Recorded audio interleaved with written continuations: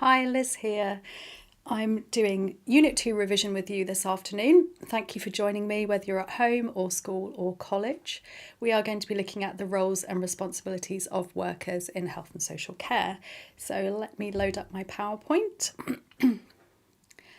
Okay, so hopefully you guys have all covered the basics of Unit 2 by now. We are past October half term and many of you will be preparing for your January exam. So our first question is a 5, 4, 3, 2, 1 question, and I'm going to give you 2 minutes to type your answers into the chat so I can see them.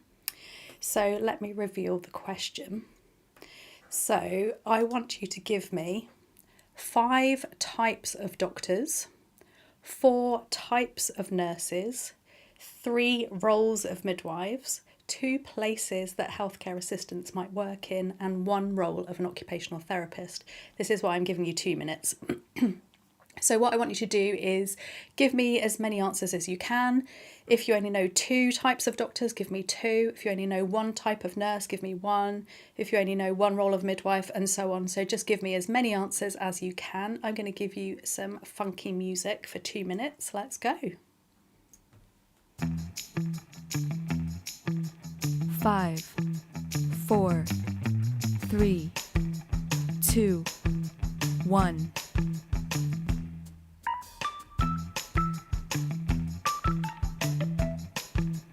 If you're in your classroom, maybe discuss this with the person next to you.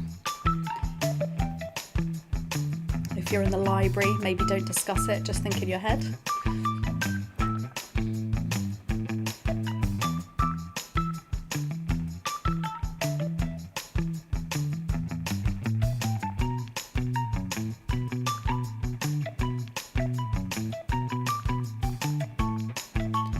So maybe move on to nurses now if you've written down some doctors.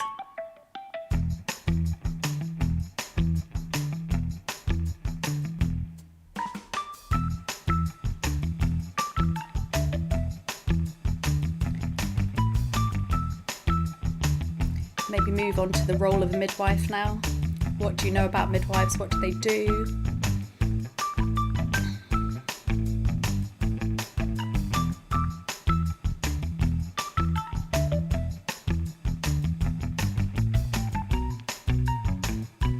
Okay, think about healthcare assistants and what settings or services they might work in.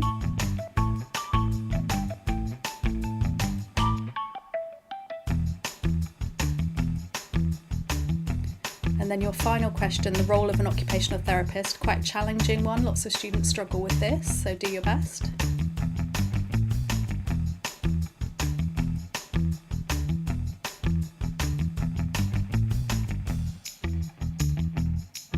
Five, 4, 3, 2, 1.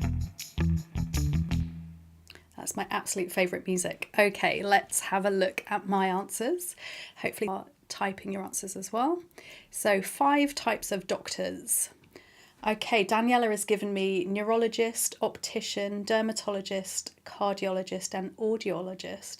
Very good. I've got general practitioner or a GP, paediatrician, surgeon, anaesthetist and cardiologist. So we've just got 1 in common there, Daniela. So general practitioners, they work in the community, they are a primary care doctor, so they have skills in lots of different areas and they are trained to assess, diagnose and treat common illnesses and conditions. Then we have paediatrician, which is a children's doctor, surgeon, surgeons perform surgery on people that need that kind of intervention. Anaesthetists, really important in surgery, they're the people that put you to sleep. If women are having a baby, an anaesthetist can give an epidural anaesthesia. And then cardiologists, which Daniela mentioned, are specialists in the heart.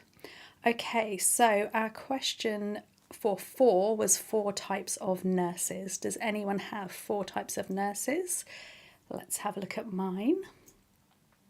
So I've got mental health nurses, who obviously work in the mental health sphere, children's nurses, learning disability nurses and adult nurses.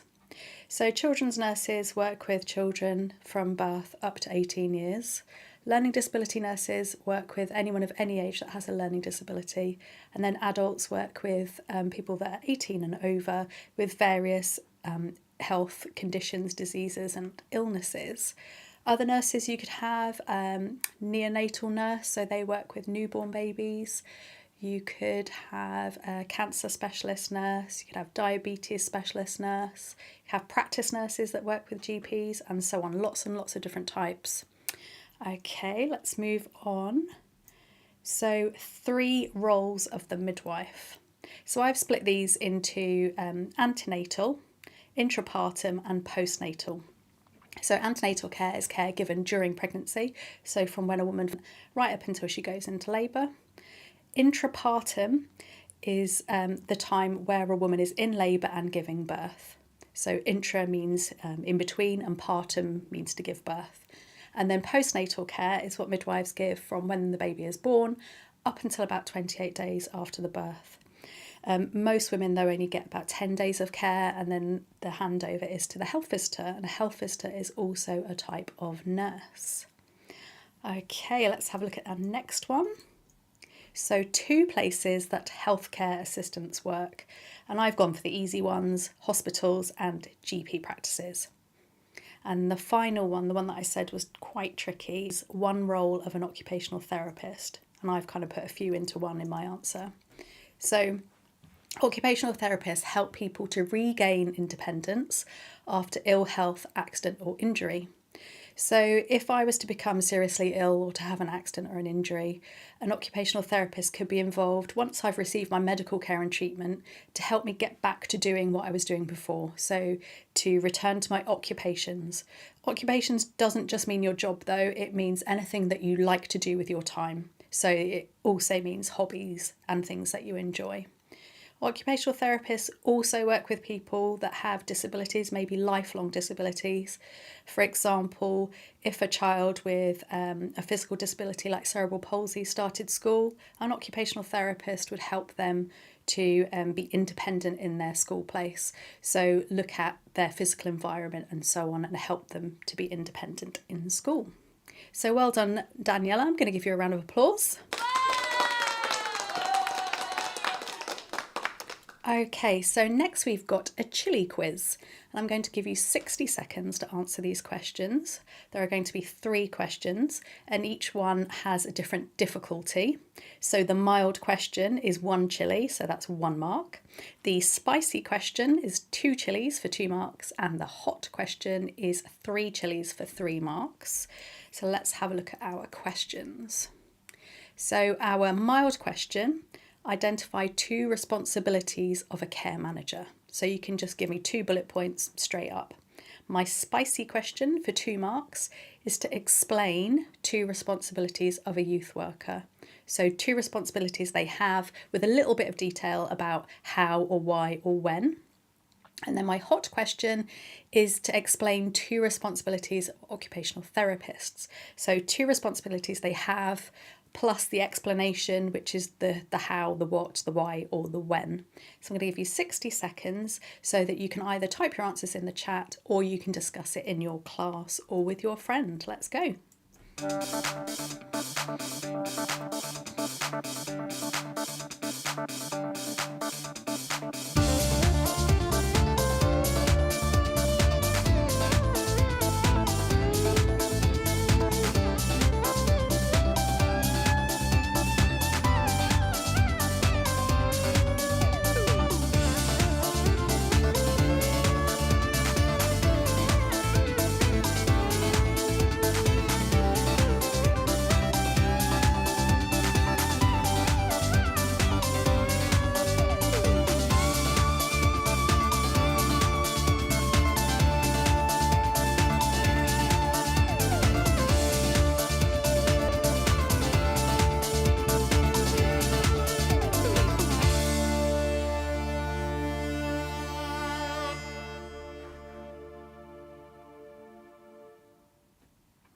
Okay, so all the jazzy music today. Question: identify 2 responsibilities of a care manager. So it helps us to think about where care managers work and what kind of work they do. So there will be a care manager in every residential care home, but also there will be care managers that are responsible for managing domiciliary care services. So when care workers go into people's homes to support them at home. Okay, so they're people that are responsible for managing a care service. And then youth workers, think about where they work and who they work with. They work with young people, maybe in the community, maybe in a school, maybe in a youth club. And then we've already talked a little bit about occupational therapists.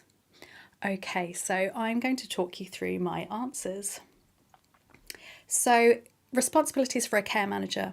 So there are many legislative requirements on care services. So they have to fulfil their responsibilities under the law. So that might be the Care Act, that could be the Health and Safety at Work Act, and so on.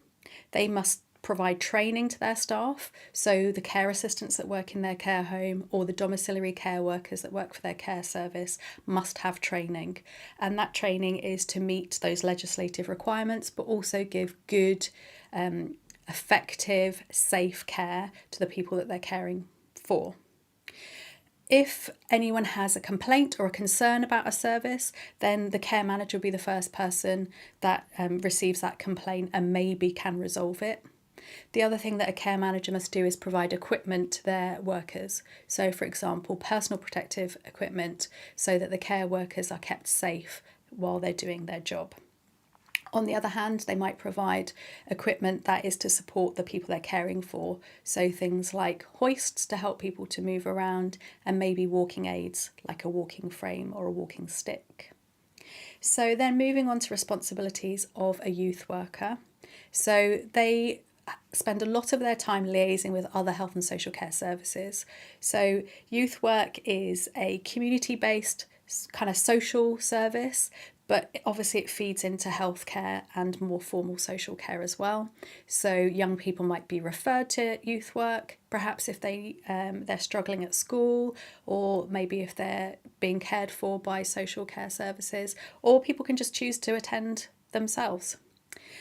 Youth workers support the individuals that visit their service. They might provide advice and information on things like stopping smoking.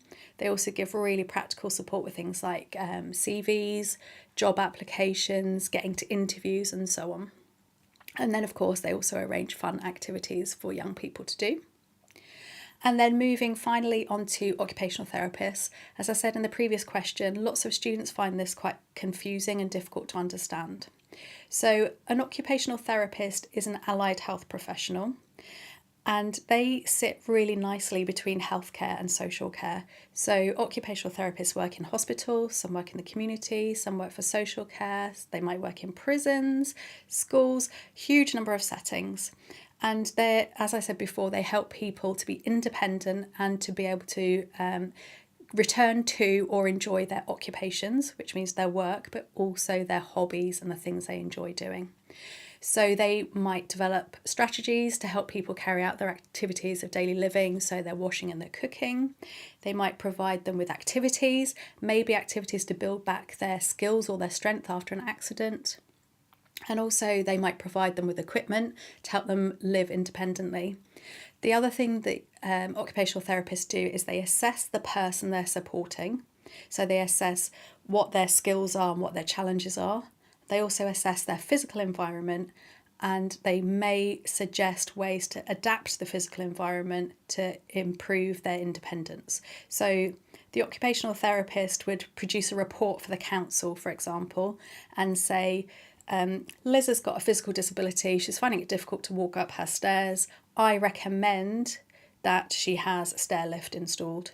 And then the council would look at how they could fund installing the stair lift.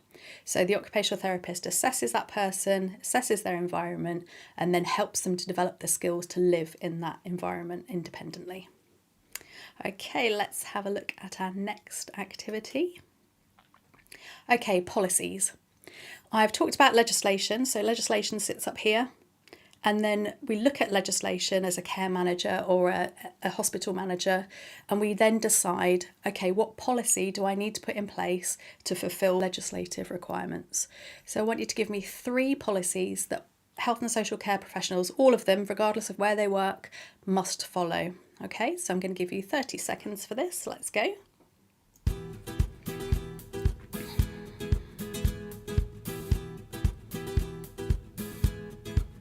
I'm hoping Daniela at home is going to answer this one for me. What policies do you know about, Daniela? And those other people at home or at school or at college, what policies do you know?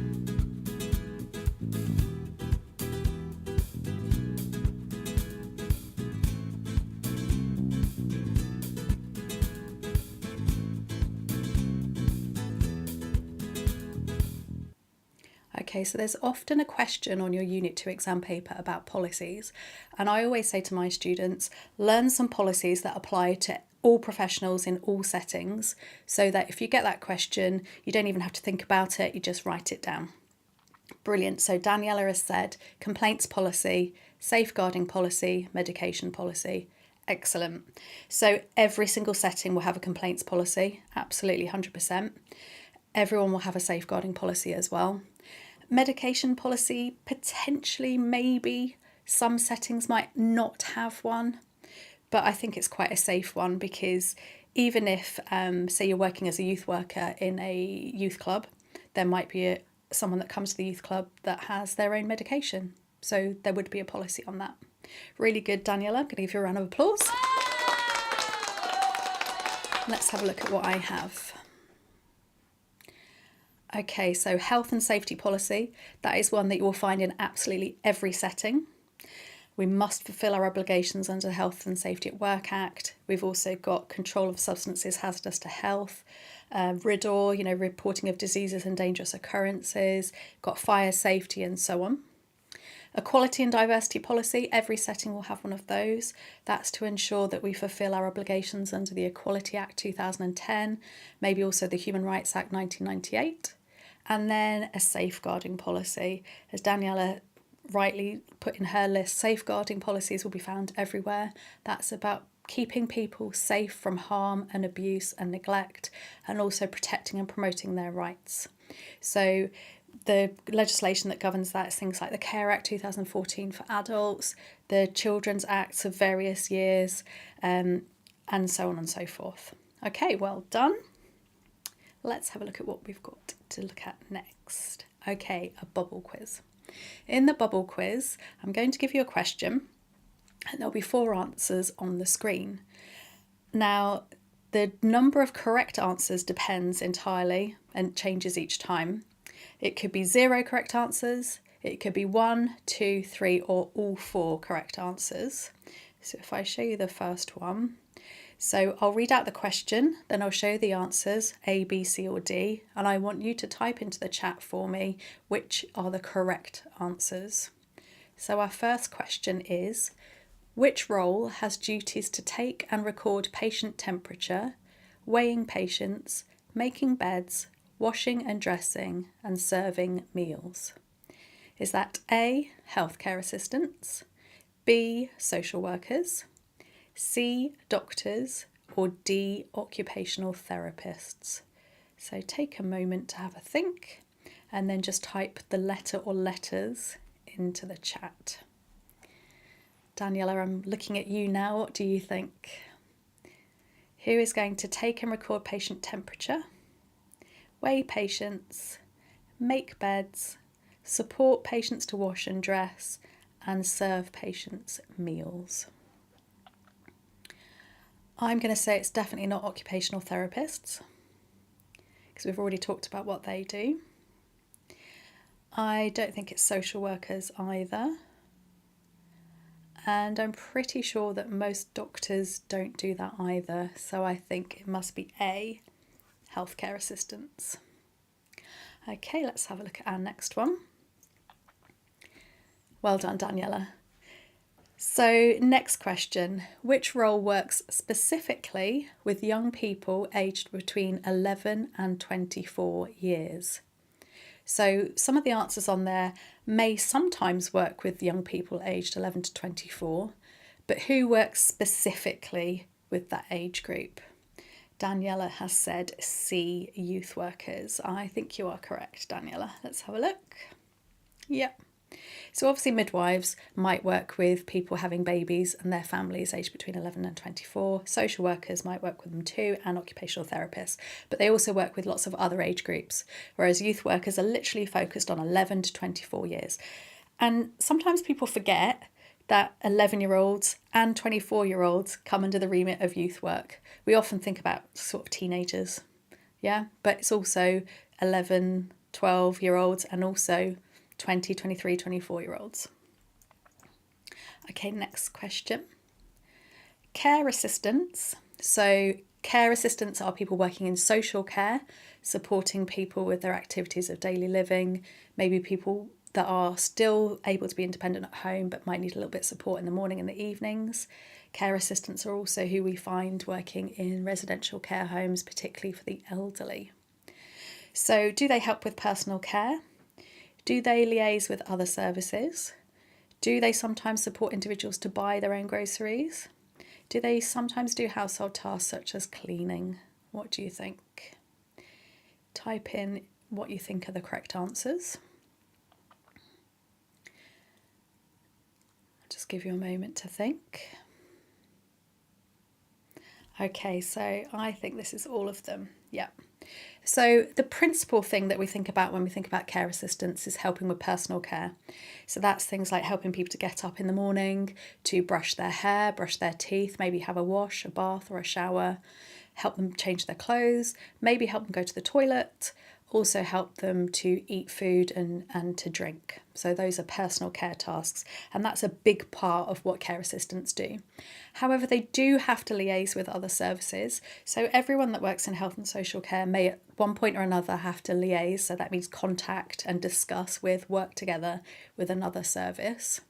For example, if someone's recently been discharged from hospital, then someone from the hospital may contact the domiciliary care team to discuss any needs that person has, or if the person is receiving visits for healthcare from a community nurse, the community nurse might liaise with the care assistant to say, I've noticed that Barbara needs a bit more help with washing, for example. So there's that liaison, they talk to each other.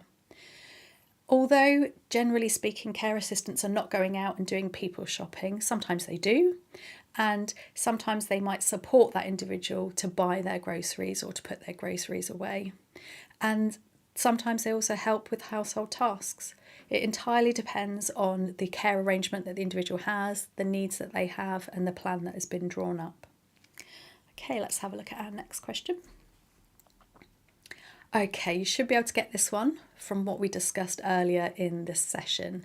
Who is responsible for running, so that's the day-to-day management and organisation of residential care settings? Is it A, nurses, B, care managers, C, support workers, or D, healthcare assistants? What do we think? Hopefully you've all got this one. Daniela's saying B. I think I agree with you, Daniela. Yep, so care managers. Care managers are running residential care settings. Okay, let's have a look at our next one. Okay, which of these are healthcare professionals? A, midwives, B, support workers, C, youth workers, D, doctors. So which of these are healthcare professionals? Sometimes in your Unit 2 exam, you will get a question that asks you to identify 2 healthcare professionals other than the ones in the case study that would support the individual in the case study. Or you might get asked to identify social care professionals. Really important that you read the question carefully, because if it asks you for social care and you give healthcare or vice versa, you're probably not going to get the marks. So on our screen, we've got 2 healthcare professionals and 2 social care professionals. So our healthcare professionals are midwives and doctors. So to become a midwife, to become a doctor, you have to have a university degree, which can be a degree apprenticeship if you're a midwife, or a degree, and then a degree if you're a doctor. And then you're registered as a midwife and you're registered as a doctor. So they're healthcare professionals. On the other hand, support workers and youth workers, they work in the social care sector. So they're working to support people with their everyday lives. Okay. I want you to now think about healing and recovery. So let's imagine a person has become very ill. Maybe they had a heart attack. They've received their immediate medical care and treatment in A&E. Then they've gone to the cardiac ward and they're being helped to heal and recover from their heart attack. So how might we do that? What kind of things do we do to help people heal and recover? I'm going to give you 30 seconds.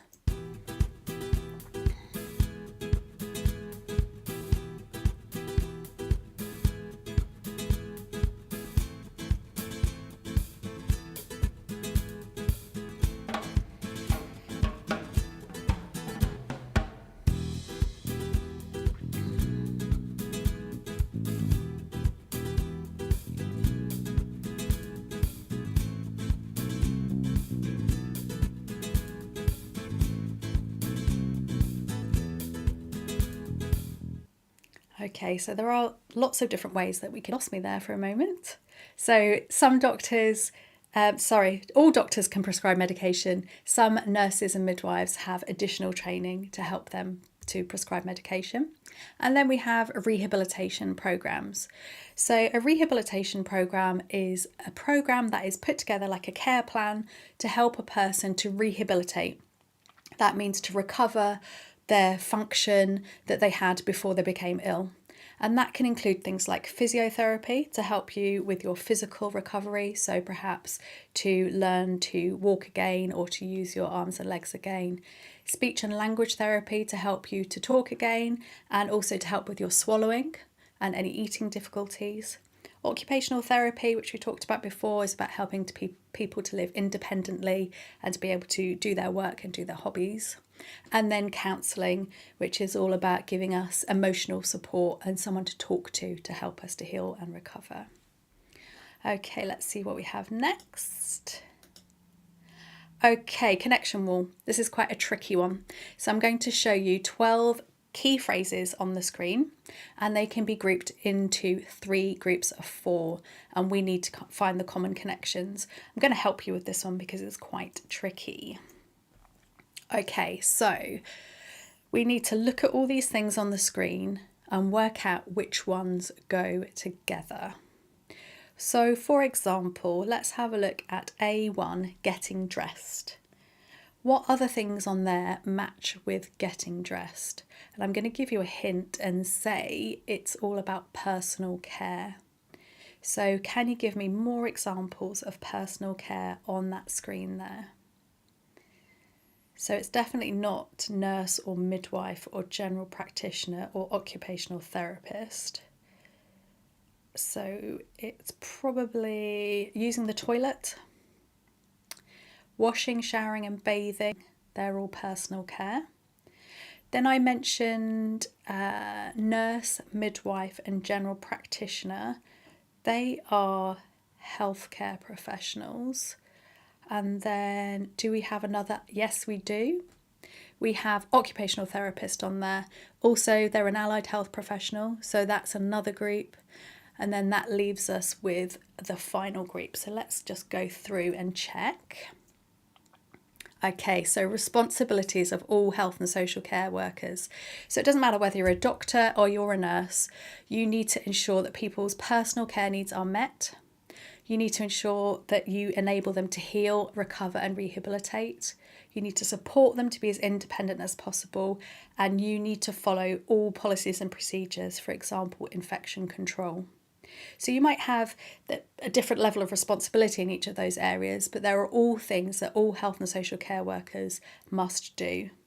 Even if you're a youth worker, you're still doing those things. Even if you know it's not your role to give their personal care, if you can see that their personal care needs are not being met, if they're not looking after themselves, you could refer them on.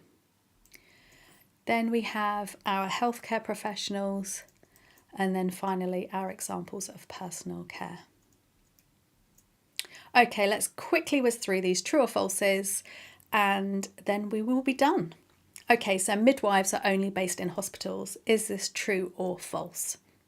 Hopefully you're all shouting at me in your classroom and in your college and you're saying false. Okay, so yeah, that's false. Midwives visit women at home.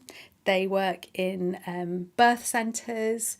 Midwives might work in community centres, in GP practices, and so on. Anywhere you find a pregnant woman, you might find a midwife. They also work in prisons, women's prisons.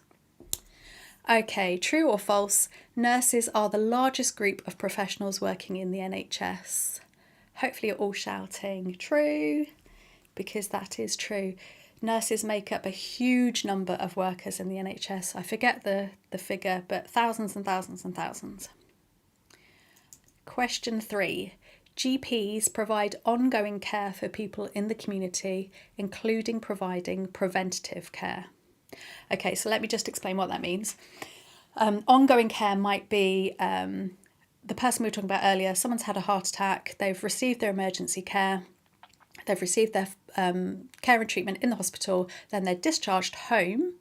Their GP will provide ongoing care for them, ensure that they get their prescriptions of any medication that they need, check that they're okay. Preventative care is about stopping people getting sick in the first place. And one of the ways we do that is vaccinations. So if you need vaccinations as a baby, you get those from your GP practice.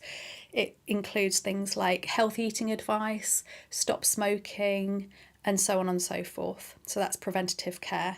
So I think that's true. And then question 4, only GPs can prescribe medication. We've already talked about this. That one is, pressed the wrong button. That one is false. So all doctors can prescribe medication. It's a key part of their role, but also some midwives and nurses that have extra training and extra qualifications can prescribe medication. And also, you might have seen on the TV, paramedics sometimes give medication. So they're not necessarily prescribing the medication. What they're doing is they're administering medication under a legal exemption. So there are certain medications that paramedics can give, midwives can give in certain situations, particularly pain relief. Okay, and then question 5. Healthcare assistants work under the supervision of social workers. Is that true or false? I think this is definitely false, because healthcare assistants work in healthcare, social workers work in social care. So actually, healthcare assistants work under the supervision of nurses, but you do have social work assistants who work under the supervision of social workers. Okay, last question of our live stream today is give me 4 responsibilities of a social worker, another area where students struggle. So I'll give you the 30 seconds, I'll talk you through it, and then we'll be done.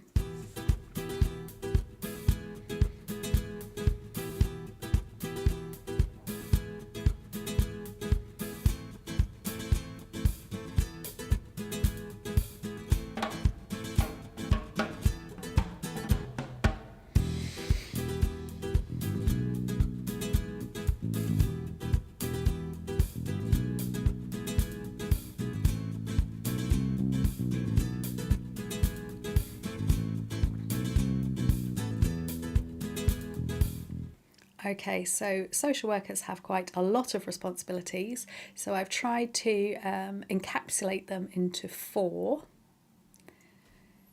So social workers support families and individuals to live safely and independently.